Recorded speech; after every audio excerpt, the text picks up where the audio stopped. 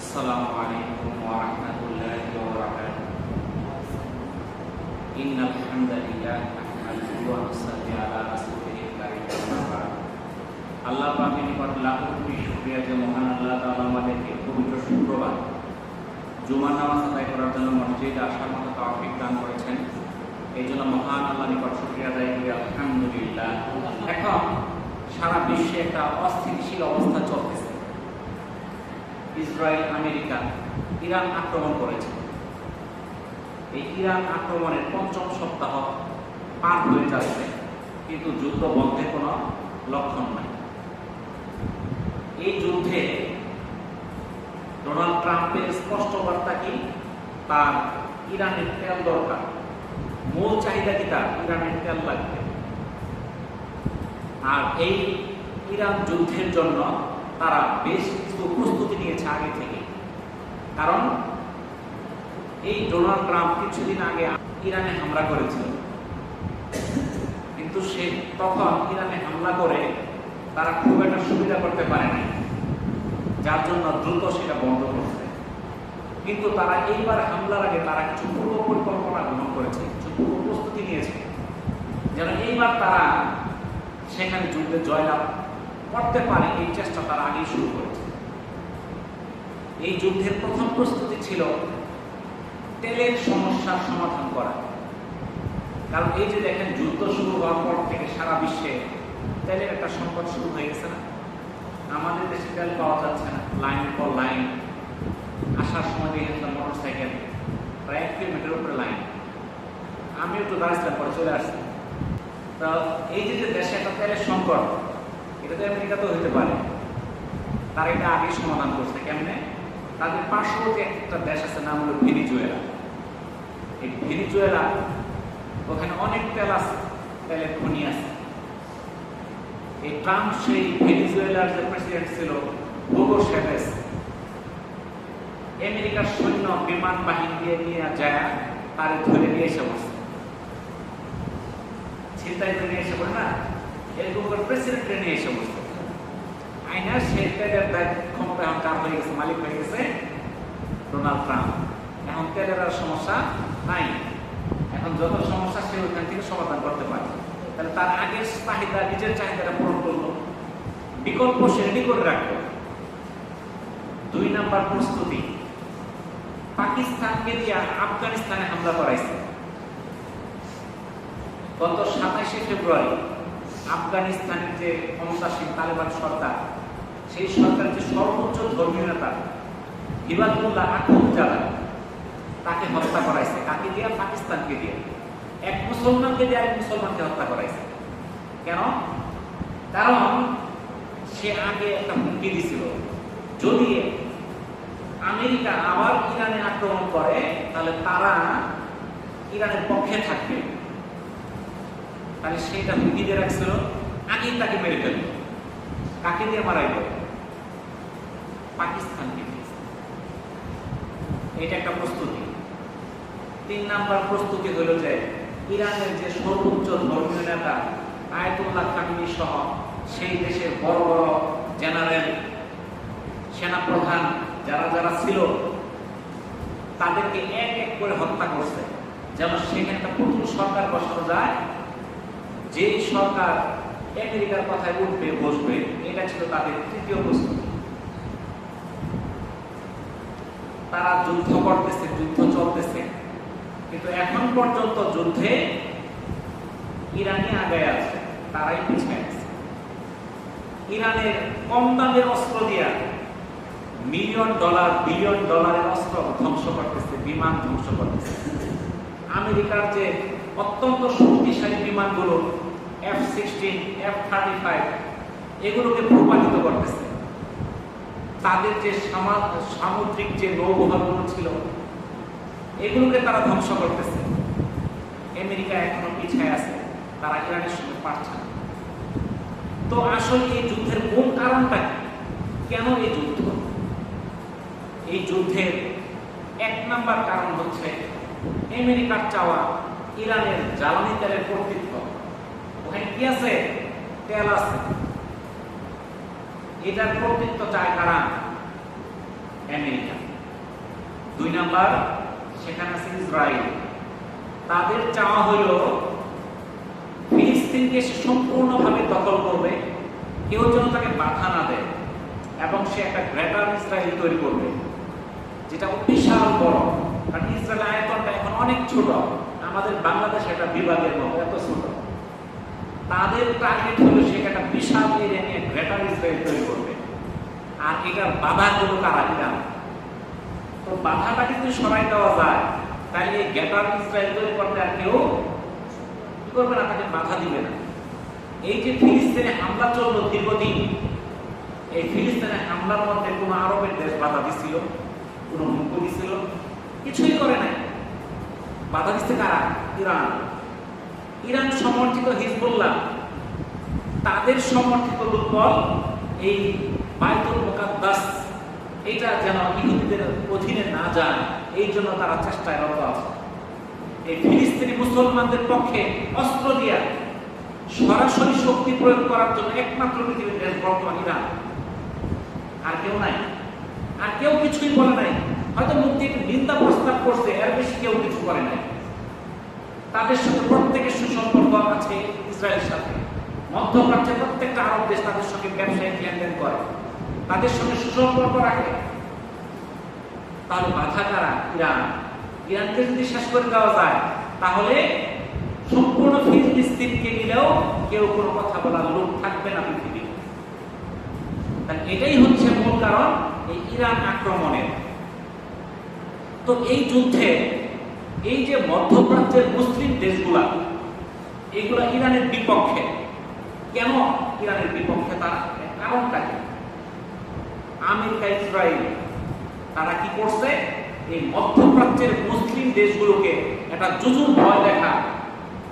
কি ভয় দেখায়? যদি এই ইরান শক্তি সামর্থ্য লাভ করে, তোমাদেরকে দখল করে ফেলবে, তোমাদের দেশ নিয়ে নিবে, এই মক্কা মদিনার কর্তৃত্ব তারা নিয়ে নিবে, তোমাদের যে রাজতন্ত্র আছে, তোমরা যে রাজার ছেলে রাজা বছরের পর বছর চালাইতে পারবে না। এই হুমকি, এই ভয় দেখাইতেছে। এই ভয় তাদেরকে আগেও দেখাইছিল সাদ্দাম হোসেনকে দিয়া। বলছিল ইরানের মধ্যে কি আছে? জীবাণু অস্ত্র আছে, মারণাস্ত্র আছে। সে কি করবে? তোমাদের সবাইকে দখল করে ফেলবে, তোমাদের কর্তৃত্ব তো তাদের কাছে চলে যাবে, তোমাদের রাজাগিরি থাকবে না। এই হুমকি দেখায়া ইরাককে ধ্বংস করছে, সাদ্দাম হোসেনকে হত্যা করছে। তাদের টাকা দিয়া, এই সৌদি আরব সহ মধ্যপ্রাচ্যের ওদের টাকা দিয়ে ওরা খরচ দিছে, আমেরিকারা সেখানে ধ্বংস করছে। আমেরিকারা বিনিময়ে তেল নিয়ে গেছে, কাদের টাকা খরচ হয়েছে? মুসলমানদের টাকা দিয়ে মুসলমানকে হত্যা করছে। পরে দেখা গেল ইরাকে কোনো জীবাণুস্ত্র নাই, কোনো পারমাণবিক বোমা নাই, কোনো মারণাস্ত্র নাই। এগুলো সব মিথ্যা কথা।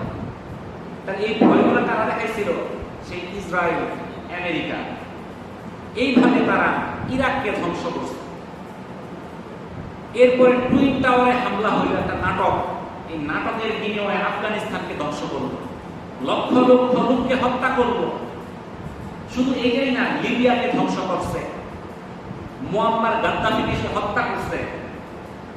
কোন মুসলমান বাধা দিছে? কোন মুসলমান বাধা দেয়? Yemen, Lebanon, Syria, Somalia, Sudan, Kosovo, Bosnia Herzegovina, এই প্রত্যেকটা দেশকে সর্বশান্ত করছে এই আমেরিকা এবং ইসরায়েল। শুধু মধ্যপ্রাচ্যের মুসলিম দেশগুলোকে হুমকি দিছে কি? তোমরা যদি তাদের পক্ষে থাকো, তোমাদের রাজতন্ত্র থাকবে না। তোমরা আমার কথায় চলো, তোমাদের রাজতন্ত্র আমরা টিকায় রাখবো। তাদের মধ্যে দ্বন্দ্ব সৃষ্টি করছে, শিয়া সুন্নি, বিভিন্ন ভাবে তাদেরকে ধ্বংস করছে। আসলে ইহুদিদের মূল এজেন্ডা কি? ইহুদি নাসারাদের মূল এজেন্ডা হলো ইসলামকে ধ্বংস করা। কিন্তু মুসলিম বিশ্ব, মধ্যপ্রাচ্যের যে দেশগুলো, তারা কি করে? সেই ইহুদি নাসারাদের মিষ্টি কথা তারা বিশ্বাস করিয়া মুসলমানকে হত্যায় তারা মেতে উঠছে। ইহুদি নাসারা তারা যে মিথ্যা কথা বলে, এর তো প্রমাণের অভাব নাই। ইহুদি আর নাসারা তাদের কথার মধ্যে মিথ্যা ছাড়া কিছু পাওয়া যাবে না। আপনারা দেখছেন ডোনাল্ড ট্রাম্প যখন নির্বাচন করে, নির্বাচন আগে বলছিল এই যে বিশ্বের মধ্যে অস্থিতিশীলতা, আমি যদি প্রেসিডেন্ট থাকতাম তাহলে ইউক্রেন আর রাশিয়া তো যুদ্ধই বাঁচত না। আমি তো ক্ষমতায় আসার পরে কিন্তু যুদ্ধ বন্ধ হয়ে যাবে। তো ক্ষমতায় আসতে যুদ্ধ কি বন্ধ হয়েছে? যুদ্ধ তো বন্ধ হয় নাই, আরো শুরু হয়েছে। ইসরায়েল ফিলিস্তিন আক্রমণ করতেছে, ইরানে একবার করছে না, আবার শুরু করছে।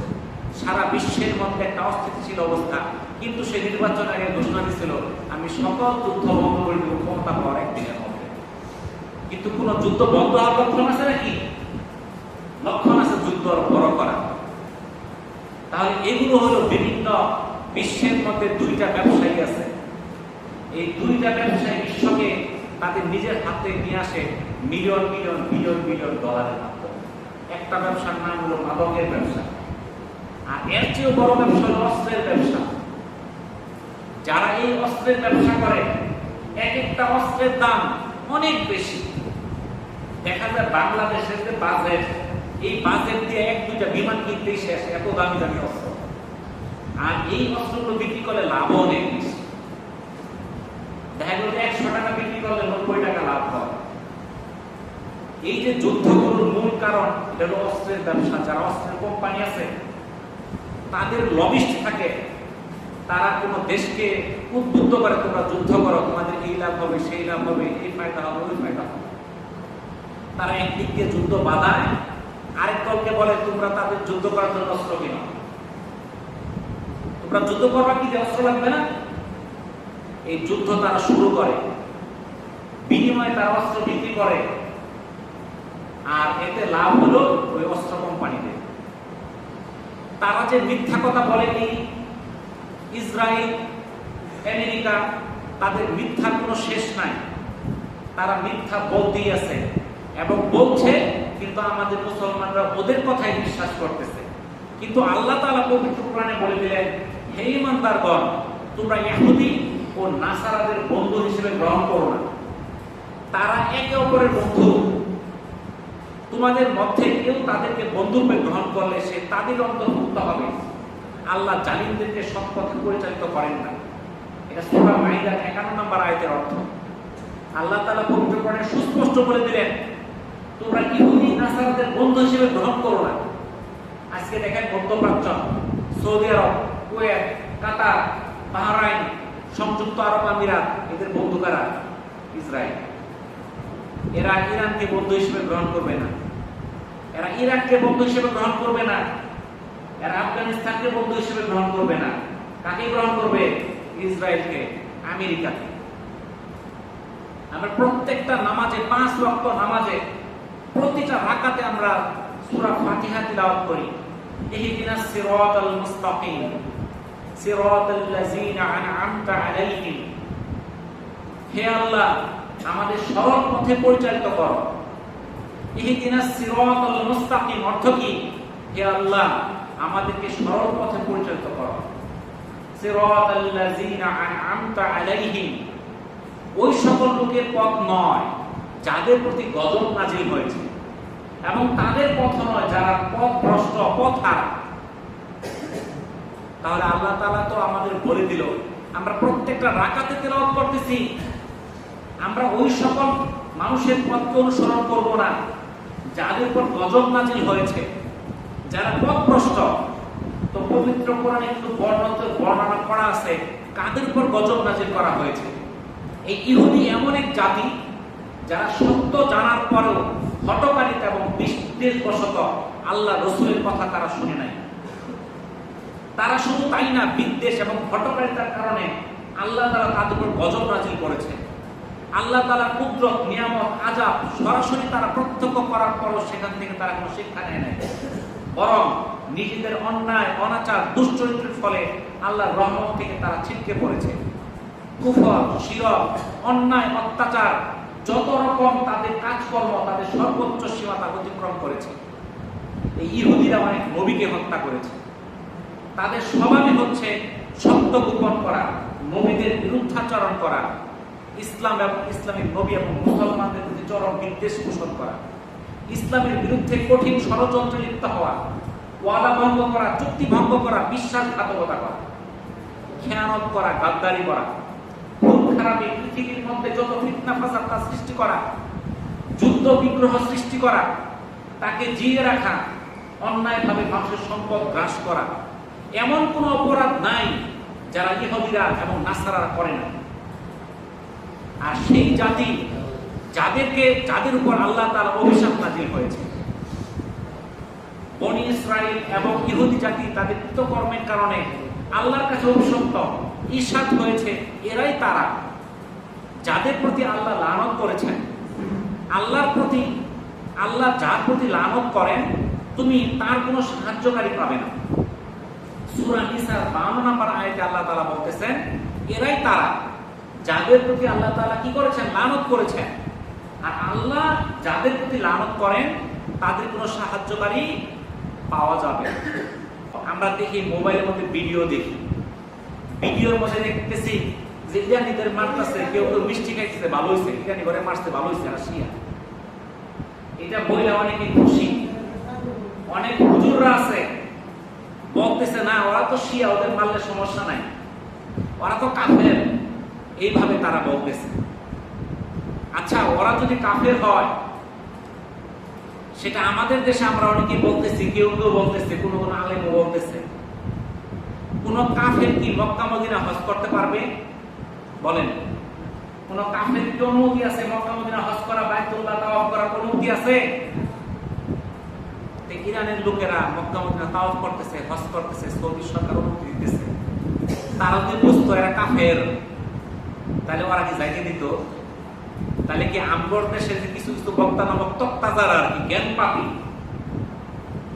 এরা তাদেরকে কাফের বানাই ফেলছে, ফতোয়া দিয়ে দিচ্ছে এরা কাফের।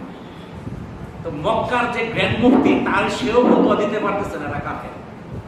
সে যদি কাফের ফতোয়া দিত মক্কার গ্র্যান্ড মুফতি, তাহলে কিন্তু ওরা যায় হজ করতে পারতো না। আমি তো এবারও যাই দেখে আসলাম, ইরানি লোকের কোনো অভাব নাই, তারা উমরা করতেছে, হজে যাইতেছে। তাহলে তারা যদি অমুসলিমই হয়, কাফেরই হয়, তারা কি করে সেখানে ঢুকে? যারা আমাদের কিবলাকে কিবলা মানে, যারা এক আল্লাহকে স্বীকার করে, হযরত মুহাম্মদ সাল্লাল্লাহু আলাইহি সাল্লামকে নবী, সর্বশেষ নবী বলে স্বীকার করে, তারা যত ফিতনা ফাসাদ বিদাতি করুক না কেন, তাদেরকে কাফির ঘোষণা করা যাবে না। তারা জাহান্নামে যাবে না, জান্নাতে যাবে সেটা আল্লাহ জানে, আমি জানি না। কিন্তু তাকে আমি প্রকাশ্যে কাফির ঘোষণা করে দিলাম। যদি আমি কোনো মুসলমান ভাইকে কাফির ঘোষণা করি, আর যদি সে কাফির না হয়, তাহলে যে বলবে তার মৃত্যু হবে কাফির হিসেবে। সহিহ হাদিসের কথা। তাহলে আমরা যে কথায় কথায় আমরা এই যে বিভেদ করি, আমরা আসল উদ্দেশ্য কিন্তু বুঝতেছি না। যদি এই ইরানকে ধ্বংস করতে পারে ইসরায়েল এবং ফিলিস্তিন, ইসরায়েল এবং আমেরিকা, তাদের পরবর্তী টার্গেট হবে তুরস্ক। আপনারা পত্র পত্রিকায় দেখতেছেন, কিন্তু খবরে আসতেছে, বিভিন্ন মিডিয়া বলতেছে একে ধ্বংস করার পরে ধরতে হবে তুরস্ককে, আর আছে পাকিস্তান। তাহলে মুসলিম বিশ্বের মধ্যে কোনো আর দেশ থাকবে না, কারণ অন্যান্য দেশ যা করে আছে, এখন শক্তি নেই ওদের সঙ্গে টিকে থাকা। যদি বাংলাদেশ আক্রমণ করে, আপনারা কি করবেন বলেন তো দেখি? কারণ সেই ইরান থেকে ক্ষেপণাস্ত্র নিক্ষেপ করে 2000 মাইল দূরে এসে পড়ে ইসরায়েলে। আমগর ক্ষেপণাস্ত্র দূরত্ব 15 কিলোমিটার, রাতে মাত্র সে পর্যন্ত যাব, অর্থাৎ মারলে আমরাই মরবো, অন্য কেউ মরবো না। তাহলে বিশ্বের মধ্যে যেই শক্তিশালী দেশগুলো ছিল, তাদেরকে এক এক করে ধ্বংস করছে। ইরাককে ধ্বংস করছে, লিবিয়াকে ধ্বংস করছে।